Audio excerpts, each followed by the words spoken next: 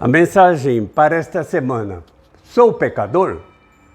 Ao longo da minha vida, passei os momentos diferentes de como pedir perdão a Deus dos meus pecados.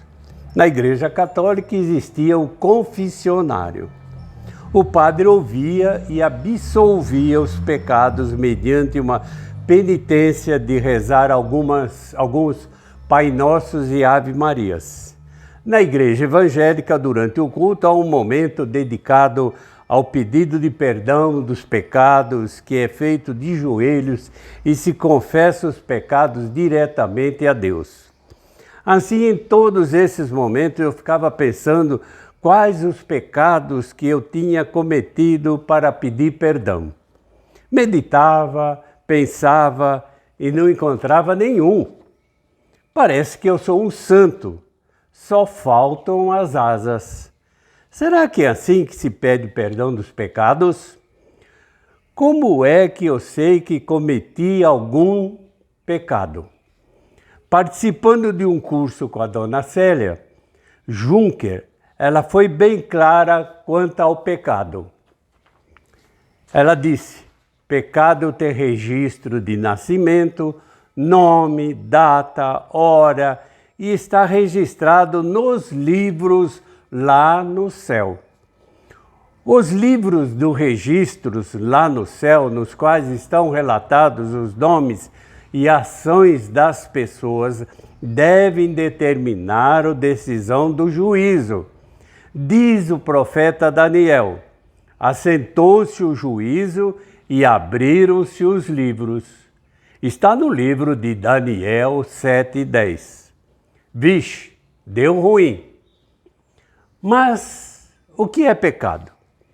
Deus, o Criador de todos, estabeleceu as regras pelas quais os seres humanos devem viver para serem felizes, realizados e agradáveis a Deus. O pecado é uma rebelião contra Deus e suas regras. Consultando a chave bíblica, encontrei 596 versículos tratando de pecado. Deus se preocupava com o pecado e escreveu tantos versículos nos alertando. Assim, entendemos que realmente somos pecadores. Afinal, no livro de Romanos 3:23 afirma: porque todos pecaram e destituídos estão da glória de Deus. Lemos também no livro de 1 João 1:8-10. Se dissermos que não temos pecado nenhum, a nós mesmos enganamos e a verdade não está em nós. Se confessarmos os nossos pecados, Ele é fiel e justo para nos perdoar os pecados e nos purificar de toda justiça, de toda injustiça. Se dissermos que não cometemos pecados, fazemos dele um mentiroso e a sua palavra está em nós. Preciso pedir perdão dos meus pecados. Mas quais? Em uma madrugada, me prontifiquei a fazer o que eu achei que era necessário.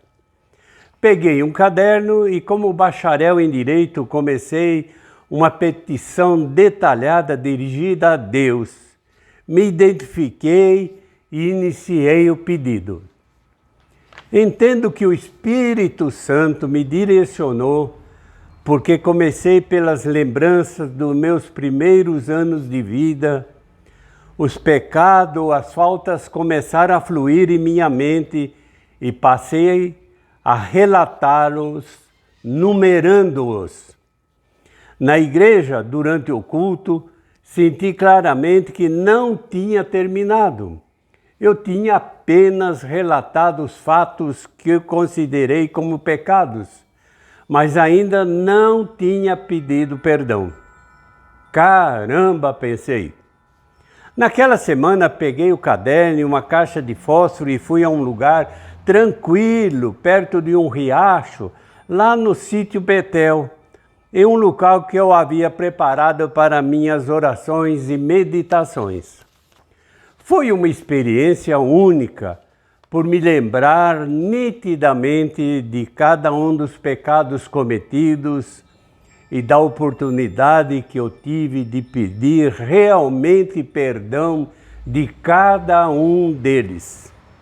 Em seguida queimei aquelas folhas onde estavam registrados os pecados que eu tinha relatados.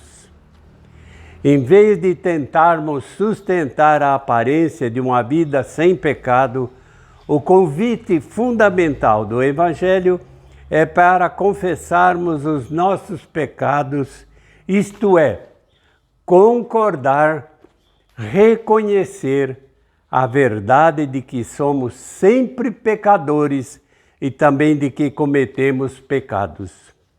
Com essa atitude de reconhecimento, adquirimos uma percepção realista sobre nós mesmos, quem somos. No livro de Romanos 2, 14 e 15, ressalta o fato de que mesmo aqueles que não conhecem a Deus, ou qualquer uma das suas palavras, são capazes por natureza de fazer o que é certo, por causa da sua consciência que Deus nos dá, mostrando o que é certo e o que é errado. Olhando por este lado, estamos todos condenados, pois não somos capazes de viver sem pecar. Na Bíblia, vemos que o pecado leva as pessoas à condenação e ao castigo eterno. Mas diz ela que Deus enviou o seu Filho Jesus Cristo ao mundo para salvar os que estavam pecando, para que não sofram o castigo eterno por causa do pecado. Lemos assim no livro de João 3,16, porque Deus amou o mundo de tal maneira que deu o seu Filho unigênito para que todo aquele que nele crê não pereça, mas tenha a vida eterna. Você pode crer em Cristo como seu Salvador. Arrependa-se dos seus pecados e será salvo. Quando uma pessoa é salva por Cristo, ela procurará agradar o seu Salvador. Se você tem alguma dúvida de algo é pecado e não ou não, se você tiver dúvida de que algo é pecado ou não, não o faça. A você que ouve esta mensagem, leia a Bíblia Sagrada. Esta é a palavra de Deus. Pedimos e oramos a Deus que abençoe você, sua casa, sua família, seus estudos, seu trabalho, seus negócios, seus amigos, com muita saúde e paz. Obrigado, Deus, por mais esta oportunidade de divulgar a Tua palavra. Amém.